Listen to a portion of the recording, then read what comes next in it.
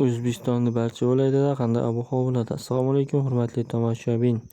Bizning kanalda har kunlik va haftalik ob-havo ma'lumotlarini bilib olishingiz mumkin. Buning uchun kanalimizga obuna bo'lib, bir dona like bosib qo'yishni unutmang. O'zgidromet markazi 7-avgust kungi ob-havo prognozini e'lon qildi.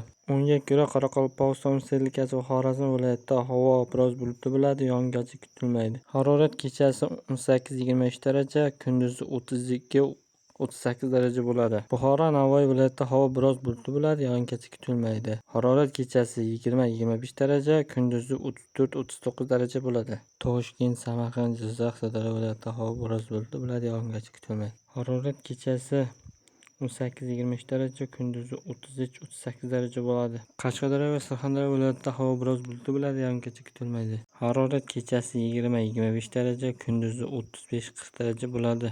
Andijon, Namangan, Farg'ona viloyatida havo biroz bulutli bo'ladi, yog'ingarchilik kutilmaydi. Harorat kechasi 23-25 daraja, kunduzi 39-40 daraja bo'ladi.